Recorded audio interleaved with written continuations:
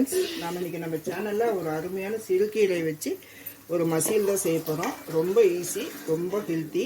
இது வந்து எப்படி செய்யுது அப்படின்ட்டு வாங்க ஃப்ரெண்ட்ஸ், வீடியோக்குள்ளே போய் பார்க்கலாம். வீடியோக்குள்ளே பார்க்க முடியும். புதுசாக பார்க்குறவங்க நம்ம சேனலை சப்ஸ்கிரைப் பண்ணி வச்சுக்கோங்க.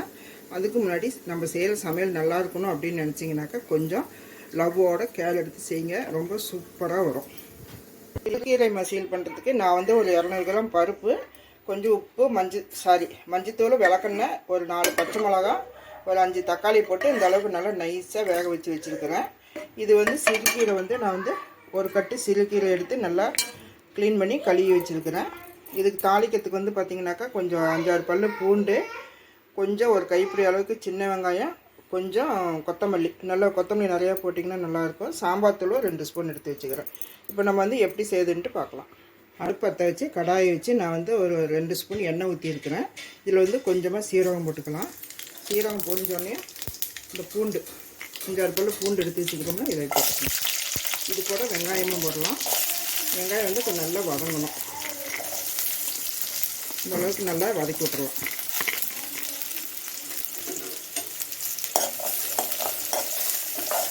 நல்லா வெங்காயம் வதங்கட்டும். அப்புறம் என்ன பண்ணுறதுன்னு பார்க்கலாம்.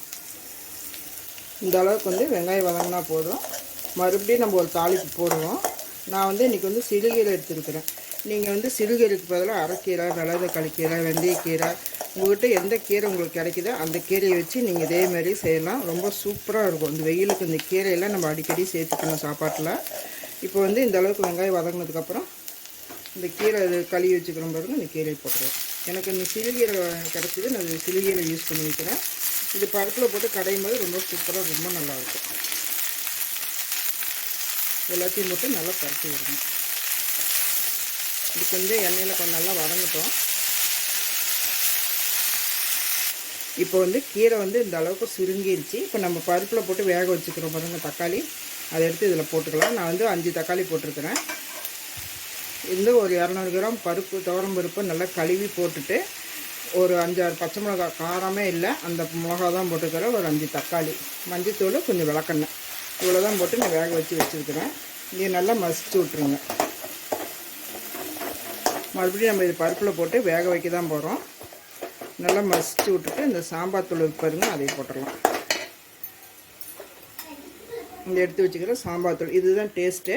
இதை போட்டுருங்க. நீங்கள் எந்த சாம்பார் தூள் வேணாலும் போடுங்க. நீங்கள் வீட்டில் அரைச்சதாக இருந்தாலும் சரி, இல்லை வெளியில் வாங்கினதாக இருந்தாலும் சரி, எதுவாக இருந்தாலும் பரவாயில்ல, அதையவே நீங்கள் போட்டுக்கோங்க. இது சாம்பார் தூள் போட்டு செய்யும்போது சூப்பராக இருக்கும். இது நல்லா தக்காளி நல்லா மசிச்சு விட்டதுக்கப்புறம் நம்ம கொத்தமல்லி போட்டு இப்போ நல்லா கலந்துருச்சு. இப்போ நம்ம வந்து இந்த எடுத்து வச்சுக்கிற கொத்தமல்லி நல்லா ஒரு கை போடுங்க. சூப்பராக நல்லாயிருக்கும். கொத்தமல்லி எவ்வளோ நிறையா போடுறீங்களோ உடம்புக்கும் நல்லது, நம்ம செய்கிற டிஷ்ஷுமே நல்லா சூப்பராக இருக்கும். இது நல்லா கலந்து விட்டுட்டு அந்த பருப்பில் போட்டு ஒரு 2 விசில் விட்டிங்கன்னா கீரை நல்லா மசிச்சிரும். நம்ம கடையிறதுக்கு ஈஸியாக நல்லாயிருக்கும். இப்போ அந்த பருப்பில் எடுத்து நம்ம கொட்டிடலாம். அதை மறுபடியும் ஒரு தாளிப்பு போடணும். இப்போ இதை எடுத்து வச்சுட்டு இல்லை நம்ம இது கொட்டிடலாம். இதுலேயே கொஞ்சம் தண்ணி ஊற்றி நம்ம அலசி ஊற்றிக்கலாம். அந்த வடை சட்டிலேயே அப்புறமேட்டு உப்பு போட்டுக்கலாம். இது முதல் நல்லா 2 விசில் விட்டு நம்ம இறக்கிடுவோம். இப்படி கடையும் போது உங்களுக்கு வந்து ஈஸியாக இருக்கும். நல்லா வெந்துச்சுன்னா கடையிறதுக்கு நமக்கு நல்லாயிருக்கும். இந்த மாதிரி ஒரு தடவை செஞ்சு பாருங்கள். ரொம்ப அருமையான டிஷ் இது.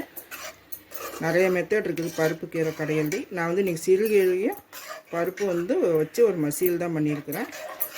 இது வந்து நல்லா வேகட்டும். இன்னும் கொஞ்சம் கூட தண்ணி ஊற்றிக்கோங்க. இப்போ விசில் விட்டு ஒரு 2 விசில் விட்டிங்கன்னா போதும். இப்போ 2 விசில் வச்சு நான் ஆஃப் பண்ணிட்டேன். இப்போ பார்க்கலாம். பாருங்க, நல்லா வெந்திருக்குது. இந்த தண்ணி வந்து கொஞ்சம் எடுத்துட்டோம்னா போதும். இல்லைனாக்கா நீங்கள் இப்படியே வச்சு கடையிடலாம். இப்படி வச்சு உப்பு மட்டும் போட்டு நல்லா கடைஞ்சி விட்ருங்க. இப்போ தேவையான உப்பு போட்டு கொஞ்சம் தண்ணி வடிச்சிட்டு இது பண்ணுங்கள். நான் வந்து அந்த தண்ணி எடுத்து ரசத்துக்கு ஊற்றிக்கிறேன்.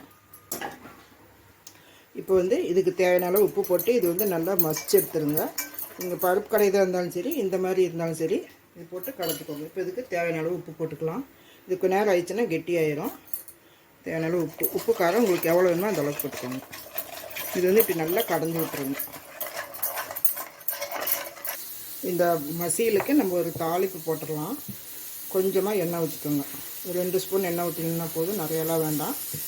இப்போ இதில் வந்து 1 ஸ்பூன் கடுகு, 1 ஸ்பூன் சீரகம், இதை நம்ம போட்டுடலாம். இது பொரிஞ்சதுக்கப்புறம் நம்ம வந்து இந்த வெங்காயம், பூண்டு ஒரு 5-6 பல்லு பூண்டு தட்டி வச்சுருக்கிறேன், ஒரு 5-6 சின்ன வெங்காயம் ரவுண்டாக கட் பண்ணி வச்சுக்கிறேன், ஒரு 2 காஞ்ச மிளகா, இதை வந்து நம்ம இது கடுகு பொரிஞ்சதுக்கப்புறம் இதில் போட்டுடலாம். சீரகமும் நல்லா பொரிஞ்சிருச்சு. இப்போ வந்து இந்த காஞ்ச மிளகா, இந்த பூண்டு இதெல்லாம் ஃபஸ்ட்டு போட்டுடலாம். இது ஒரு வதக்கிட்டு அப்புறம் வெங்காயம் போட்டுக்கலாம். இது கூட கொஞ்சம் பெருங்காயத்தூள் போட்டுக்கலாம். கொஞ்சமாக பெருங்காயத்தூள், பருப்புனால கொஞ்சம் பெருங்காயம் போட்டால் தான் கேஸ் ட்ரபிளாக இல்லாமல் இருக்கும்.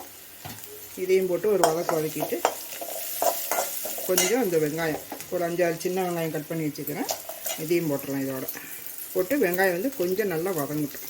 இவ்வளோ ரொம்ப சிம்பிளான ரெசிபி தான். இது கூட கொஞ்சம் கருவேப்பிலை கொஞ்சம் போட்டுக்கலாம்.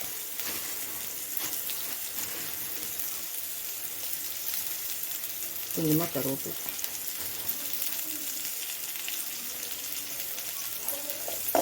இது வந்து கொஞ்சம் நல்லா வதங்கட்டும். பாருங்கள், இந்த அளவுக்கு நல்லா சிகப்பாக வறுத்தாச்சு. இப்போ இதை வந்து நம்ம வந்து பருப்பில் கொட்டிடலாம்.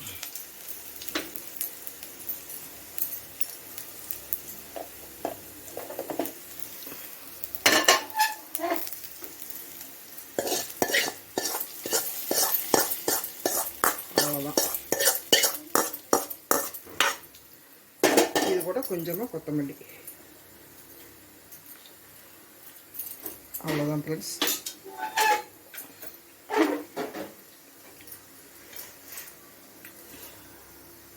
அவ்வளோதான் ஃப்ரெண்ட்ஸ், அருமையான கிராமத்து ஸ்டைலில் ஒரு சிறுகீரையை வச்சு பருப்பு வச்சு ஒரு மசியல் பண்ணிட்டோம். நீங்களும் இதே மாதிரி செஞ்சு பாருங்கள், செமையாக இருக்குது. நான் இப்போ சாப்பிட்டே பார்த்துட்டேன்.